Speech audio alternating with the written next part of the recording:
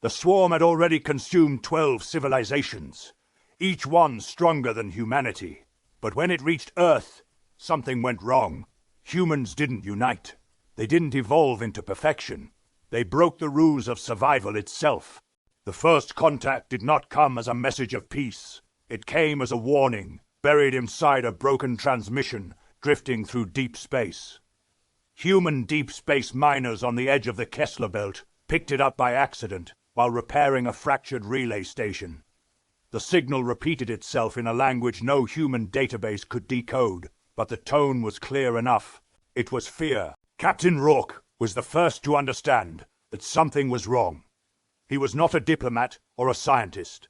He was a former fleet officer who had taken a quiet job overseeing mining operations far from Earth. He had seen war before, and he knew the difference between static and panic. He ordered the miners to preserve the signal and sent a direct alert to Earth's command. Within days, Earth responded, not with politicians, but with analysts, linguists, and military observers. Among them was Dr. Malek Sorin, a communications specialist known for decoding extinct human languages. He spent hours listening to the broken transmission until he noticed a repeating structure hidden inside the chaos. It was not just panic, it was a warning about movement. Something large was approaching the sender. Then the second message arrived, stronger, clearer. It was a visual feed this time, showing a damaged alien vessel drifting through debris. Its surface was torn open, as if something massive had bitten through it. The feed lasted only seconds before cutting out, but those seconds changed everything.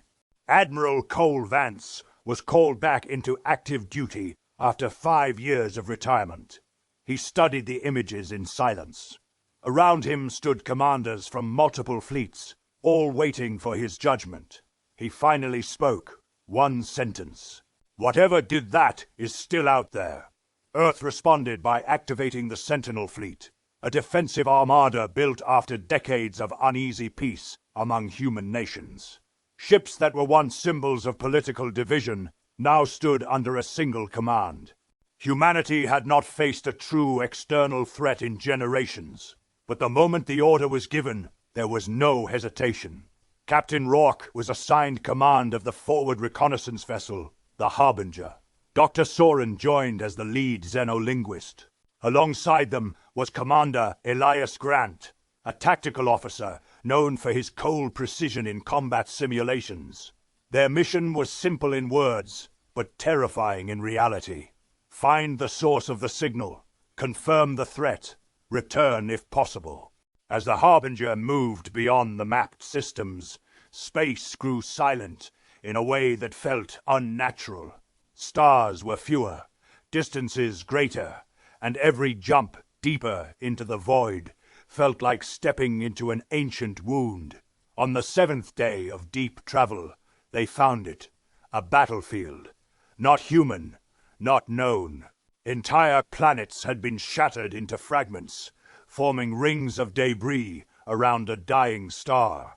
Massive structures floated in ruin, some clearly artificial, others biological in shape but impossible in scale.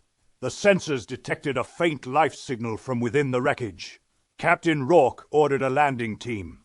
Commander Grant led the mission, accompanied by 2 Marines, Holt and Verin. They descended onto a fractured platform that seemed to pulse faintly, as if still alive.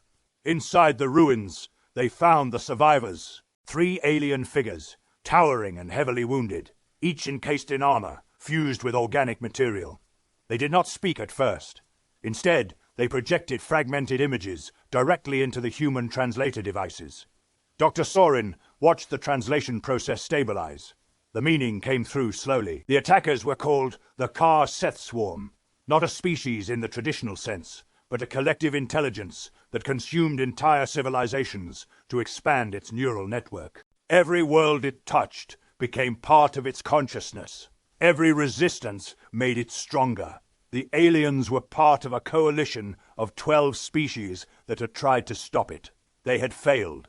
One by one, their worlds had fallen. What remained of them was fleeing, searching for any system that might still resist. Then one of the alien survivors transmitted a final image.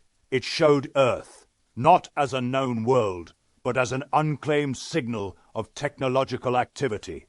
The swarm had found humanity. Back aboard the Harbinger, silence filled the command deck after the translation was complete. Admiral Vance, now monitoring remotely from Earth, spoke first. "How long until they reach us?" Dr. Soren calculated the trajectory data. "If they continue their expansion pattern, less than 6 months." Commander Grant clenched his fists. "We don't even know what they can do in full strength." Captain Rourke looked at the dark horizon outside the viewport. "Then we learn fast, or we die faster." Earth reacted immediately, but unlike the alien coalition, humanity did not retreat. Every nation, every fleet, every orbital platform was merged into a single, coordinated defense structure. Factories that once built civilian transports were converted into warship production lines. Scientists abandoned theoretical research and focused entirely on weapon development. But the most important change was psychological. Humanity did not panic. Instead, something deeper awakened. A refusal to be erased. Admiral Vance stood before the unified command and delivered the new doctrine. "We do not know what the swarm is. We do not know how it thinks. But we know this. It bleeds information. It learns through conflict. Then we will give it something it has never faced before. A species that refuses to break." As the months passed, the first skirmish came sooner than expected. Outlying human colonies reported fast-moving structures approaching at interstellar speed. The swarm did not travel like ships. It spread like a living storm. Captain Rourke led the Harbinger into the first interception zone. Commander Grant prepared boarding defenses. Dr. Soren monitored encrypted alien transmissions that began flooding all channels at once. Then they saw it. A massive, shifting mass of dark matter and crystalline structures moving through space like a tidal wave of intelligence. It did not fire weapons in the traditional sense. Instead, it destabilized systems simply by entering their range. Human ships began to fail, but humanity had prepared differently. Instead of centralized systems, human ships operated in fragmented, independent cores. Instead of one neural network, thousands of isolated command units worked together without relying on shared consciousness. The swarm could not easily absorb what it could not unify. Commander Grant issued the first counterattack order. Human vessels broke formation intentionally, attacking from unpredictable vectors. The swarm adapted quickly, but every adaptation cost it time. Dr. Soren noticed something critical. "It is learning slower than expected. It is struggling to predict us." Captain Rourke responded calmly. "Because we are not one mind. We are millions." The battle intensified across the sector. Ships burned, fragments of alien mass drifted apart, and the void filled with collapsing light. Humanity suffered losses, but not collapse. Every destroyed vessel was replaced by 2 more advancing from behind. Then, something unprecedented happened. The swarm hesitated. For the first time in recorded encounters, it stopped expanding and began retreating. Not because it was defeated, but because it had encountered a variable it could not assimilate fast enough. Admiral Vance received the report and leaned back in silence before speaking. "They thought we would behave like the others, unified, predictable, consumable. Instead, we gave them chaos with purpose." On the battlefield, Captain Rourke watched as the massive entity began pulling away into deep space, fragments of it dissolving under continued human pressure. Commander Grant finally spoke. "We didn't win," Rourke nodded. "Not yet, but we made it hesitate. That means it can fear us." Dr. Soren added quietly, "Or at least, it can fail to understand us." The Harbinger floated in the aftermath of the first engagement. Around them, broken fragments of unknown civilizations drifted like silent warnings. Humanity had not saved them, but humanity had done something none of them had managed. It had resisted. And in the deep dark beyond the stars, something ancient and consuming had finally learned a new truth. Not all life submits. Not all minds can be absorbed. Some fight back, and some evolve through war. The retreat of the swarm was not peace. It was calculation. For the first time in its expansion history, the collective intelligence had encountered resistance it could not immediately integrate. Humanity had not broken under pressure, nor collapsed into predictable patterns. Instead, it had fractured itself deliberately into thousands of independent command structures, each one acting with partial knowledge but full aggression. Admiral Cole Vance understood what that meant. Sitting inside the underground command center on Earth, surrounded by tactical projections and collapsing star maps, he spoke with a calm voice that carried weight across every human fleet. This was not their defeat. This was their observation phase. They are learning how we think, and next time they will come prepared for it. Captain Rourke stood aboard the Harbinger, now repaired but scarred from the first encounter. Around him, the bridge crew remained silent, watching deep space scans flicker with unstable readings. Commander Elias Grant was already reviewing combat data, searching for patterns that could be exploited in the next engagement. Dr. Malik Soren had not slept in 2 days, studying every fragment of alien transmission recovered from the battlefield. Then the second wave arrived. It did not come as a fleet. It came as an event. Space itself began to distort across multiple sectors at once.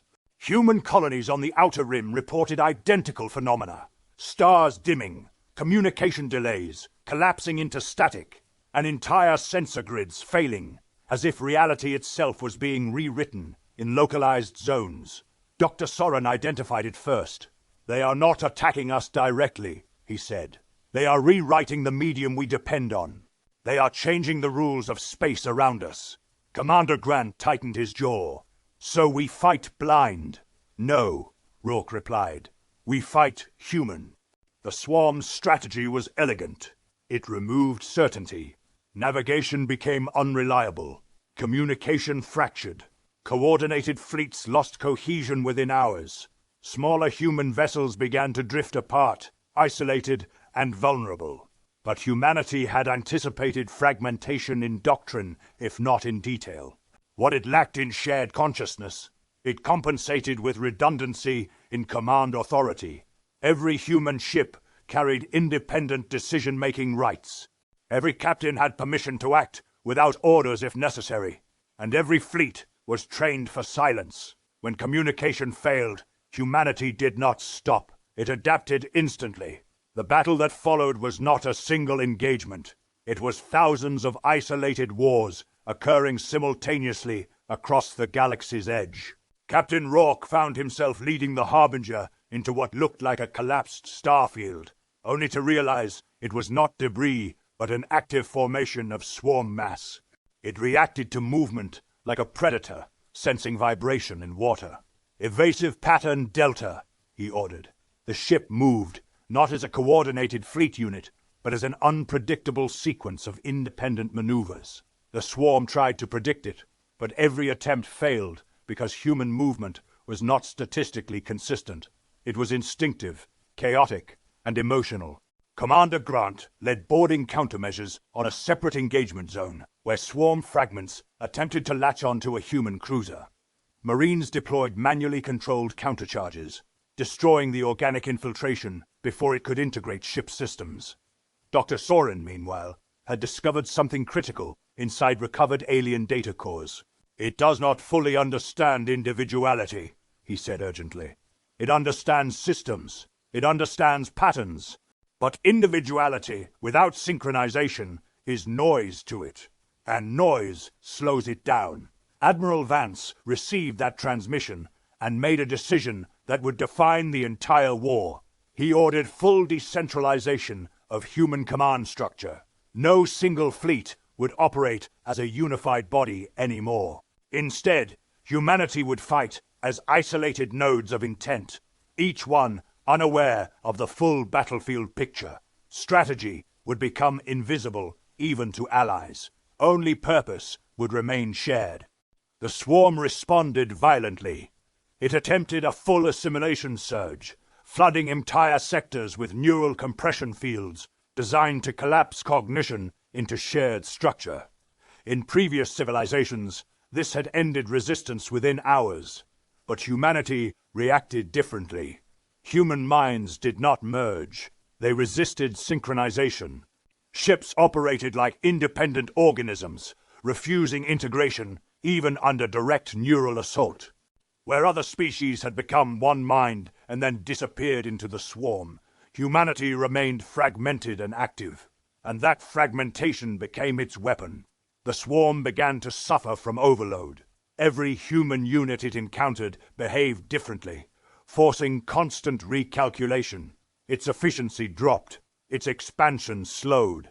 For the first time, it was not growing. It was reacting. On the Harbinger, Captain Ruark noticed something during the chaos of battle. Swarm formations were no longer advancing with confidence. They were hesitating at micro-level decisions, redirecting constantly, recalculating pathways. "They are thinking too much," he said quietly. Dr. Soren nodded. "We are forcing it into cognitive exhaustion."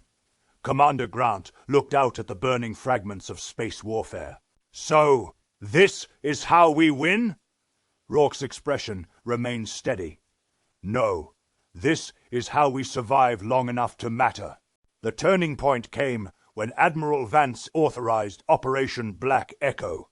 Every remaining human fleet initiated a synchronized dissonance broadcast. Not a signal of unity, but a signal of contradiction. Millions of fragmented tactical patterns were transmitted simultaneously into swarm-controlled space. To any structured intelligence, it should have been meaningless. To the swarm, it was catastrophic. Its assimilation architecture began collapsing under conflicting inputs. For the first time since its emergence, it encountered not resistance in force, but resistance in logic itself. It could not integrate contradiction. Across the battlefield, swarm structures began to destabilize, breaking apart into inert fragments, not destroyed by weapons, but by inability to process what they were experiencing. But humanity did not celebrate. It continued fighting, because the swarm was not gone. It was adapting again. As the battlefield quieted, a final transmission arrived on all human channels. It was not translated. It was understood instinctively. You resist integration. You resist unity. You resist perfection. A pause followed. Then you will be excluded.